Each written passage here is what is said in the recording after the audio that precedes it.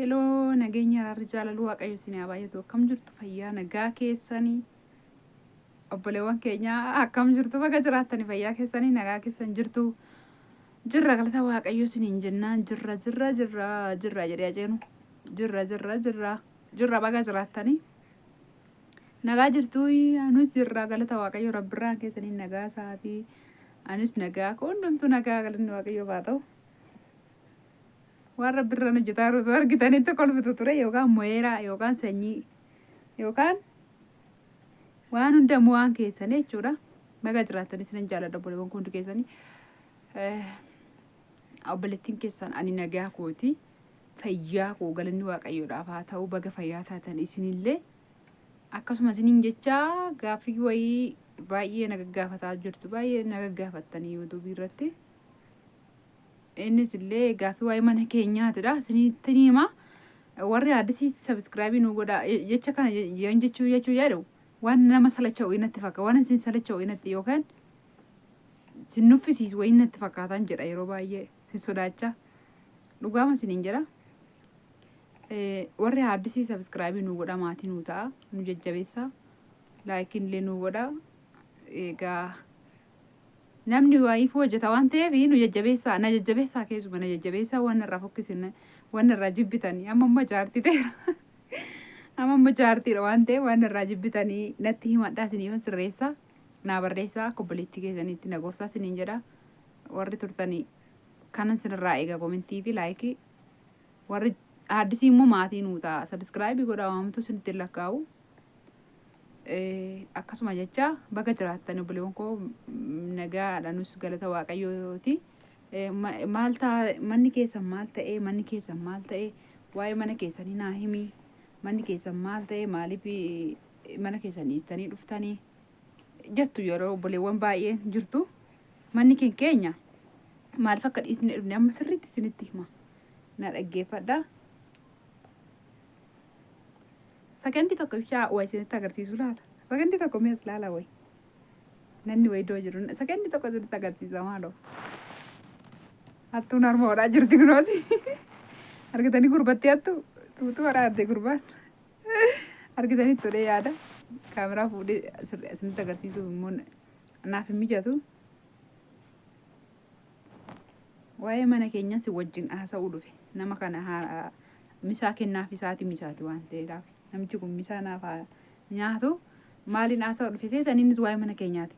Obboleewwan baay'een jirtu manni keessan maal ta'ee sobda fa'aa mana namaa waraabdee sobdeeti mana keenya jette fa'aa jettan jirtu eeyyee isinitti fakkaachuu danda'a dhugaa jettanii. Isinitti fakkaachuu danda'a maaliif isinitti hin faradamu. Viidiyoo akka namaatti hojjedheera lammanni immoo mana ijaareera. Sadaffaan immoo itti galeera tolleen xumuriin keessa taa'ee suuta xumuradha kiraayii mana namaa keessuma kiraayii finee kan taa'u qallaba bitaa saamunaa bitaa waan adda addaa gochaa mana kiraayii kaffalaa keessan taa'u siqiqii mana kiraayii irra isa ittiin mana kiraayii kaffalu ittiin qallaba bitachuu naa wayya jedhee utuun xumuramin itti galee mana sana agartanitu namoonni baay'een. Warri immoo tokko yookaan boodana dhuftan reef nutti dabalamtan ta'a gaaffii kana kan na gaafattanii yookaan immoo warrumti turtanii maatii nuu taatanii jirtaniyyuu gaaffii isinitti ta'uu danda'a. Hin sobdii jettanii. Sobaan viidiyoo amma waan waraabe gaa isintu beeka. Waraabni sobee kana isin hin jiru. Ani koo meeshaa iyyuu gaafa naqee gaafa doorreen yeroo duraan achannaan jiru dhaqi meeshaa nuu gaafadhu nuu bittaa mana soofaa dhaqi minaamin jettee na ergaa baatanii. Inko amma soobii gabaa keessa dhaabbadhee illee yeroo viidiyoo waraabe yookaan footoo kaasaa ture illee arguu dandeessu yuutuubii kana jala. Wanta sobaachi keessa hin jiru. Dhugummaadhuma isaa isinitti himaa ture. Ammas uumamaa isiniin jechuu barbaadeeni isinitti fakkaachuu danda'a dhugaa qabdu isinitti faradamu. Sababni nuni mana keenya ijaarree kaane achi dhiisnee dhufnee fi sababa hojiiti malee sababa waan tokkoo miti. Homaa balleessinee yookiis immoo waa badee yookiis namni nu miidhee miti yookiis waan nama fudhannee miti. Innis maali yoo jettanii hojii malee ilmi namaa hojjetu malee mana bichaan nyaatuun beektu manni ijaaramee fi manni bichaan homaa namaan godhu. Manni sun baay'ee na miidhe. Waaqayyotu na gargaare malee namni tokkittiin bismaara naa biteechi keessa jiru hin jiru. Na gargaare karra fira keenyaas karra fira soorsas haa ta'u hundumtuu harka qalleeyyiidha. Egaa waan hundumaa keessatti immoo yoo waaqayyoon abdattanii amanattanii waaqayyo isin gargaara. Maaliif na gargaara naa xumurama jedhee tan jalqabee mana ijaarradhas waan biraan barbaadu jedheen biyya arabaa deeme. Namoonni baay'een jirtu jechuu keessatti ati nama biyya arbaa deemee dhufe miti ጽዳት irraa jechuu dandeessu inni maftii keessanii rakkoo hin qabu. Biyya arabaa deemaniifis dhufaniif ittiin of hin geggeexanii. Ani wanni ijoo ta'ee biyya arabaa nageesse mana kiraayidha. Innis maal yoo jettani birrii baay'ee iyyuu miti. Isinii daddabalee yookiin viidiyoo itti daddabalee haasa'uu nan danda'a wanna kanatti baay'isee isinitti baay'ataadha malee.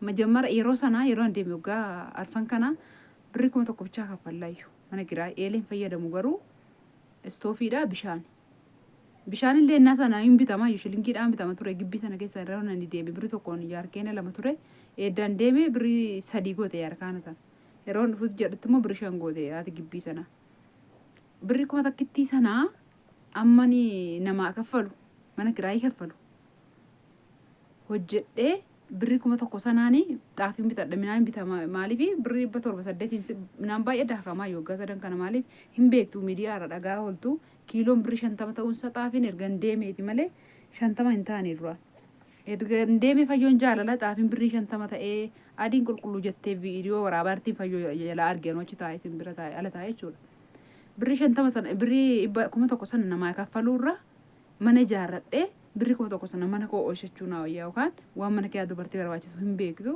ittiin guuttachuu naa wayyaadheen biyya arbaa deeme. Otoo namni nan gargaarre yaa dubbadheera kana dura deemee achinaan dhaqee waaqayyoos na milkeessee egaa waggaa baay'ee isin hojjenne waggaa 3 sana keessatti waggaa 1 afurii akka addisiitti naa kaffalamaa ture Dubaay birrii 8 qofa naa kaffalamaa ture birrii isaaniitti doolaara 8 bichaa. Waggaa 1 ammoo achi bayitanii waggaa 1 ammoo biirootti deebi'ee hojii deebi'ee galee birrii 1,000 naa kaffalaa turte. Egaa ishiin immoo saamunaa minaamin hin jiru haasa'een ture kana dura viidiyoo isaa irra deddeebi'uu nan barbaachisu nama baay'ee ilaalee hedduu galatoomaa sinan jaalladha. Asumaan I love you siniin jedha wanna biraan haasa'u. Kanatu biyya ormaa nageessee mana ijaarsaaf nageessee mana ijaarradhadhee achuma taa'ee waaqayyoon na gargaaree lafallee bitadhee achas immoo deebi'ee ijaarradhee itti galee otoo hin xumuriin itti galee agartaniittu itti gale Finfinnee keessaa gaa'inaan achi deebi'u manni ani 1,000 dhiisee deeme suni soorsaatti birrii meeqa ta'e soorsaatti ituma dabalanii birrii 2,500 ta'e na eege. Isuma kaa innaa galu haadha gibbiidhaan wal dadhabne egaa umaatti miidhee umaatti balleessee miti guyyuma tokko na dubbiftee gaafan galee gaafa lammataa naan oodde. Achumaan bakka aareeta mana kana nafa ijaarsisee otoo xumuramin itti gallee otomachi keessa taa'ee jirru ilmi namaa nyaatu malee uffatu malee dhiqatu malee hin jiraatu. Uffannaa illee ittiin ergan dhufee bitachuu baadhee waan barbaaddan fidaati ittiin nyaattan malee hin jiraattan hojii hojjettanii manni bichaa homaa isiniin godhu. Achumarraan hojii manichumatti galleessuma jennu mana rifeensaa hojjeta suursaan dura iyyuu asinnaa Finfinnee keessa jiru. Gara Qaallittii kana jirra warri eessa jirtu eessirtuttan ammallee garuma Qaallittii jirra. Yookaan daraartuu timirti beetii jirra jechuudha. Achumaan mana rifeensaa bananneedhanne achitti. Ani gaa isatu hojjeta malee gaa ani hojjedhu. Egaa namni kun garaa keessa na jiru yeroo sana akka tokko na goggodha. Akka ammaa kana dishish nan godhu ture. Achumaan dhannee mana rifeensaa barbaannee fuune. Meeshaan qabna kan dhiiraati manni rifeensaa hojjetamu. Meeshaan qabna mana rifeensaa kana gaafa fuunu namni takkitti nuti seenu dide bakka hojii sanatti. Namni takkitti birrii 1,000 immoo fuune biyya sabbataadha achi magaalattiin Tajii jedhamti Tajii yookaan Bachoo warri jettan as keessa jirtu beekuu dandeessu. Birrii 1,000 bichaadhaan fuune achi baay'ee akka kanaan waddadu. Birrii 1,000 fuuneeti viidiyoon kun isinitti dheerata. Asumarratti kana kuteen itti isinii deebi'a. Nan salacheenaa paartii lammaffaa isaa dhaggeeffadha. Yoon amma asuma dhuma dhaabbadhe kanarraa kaasan itti isinii fufa. Yoon daqiiqaa 10 ol isinitti waraabe tarii isin salacha'uu hin danda'a. Hojii hojjechaa waan dhaggeeffataniif. Bee ammallee addaan kuteen asuma taa'ee itti isinii deebi'aan bira.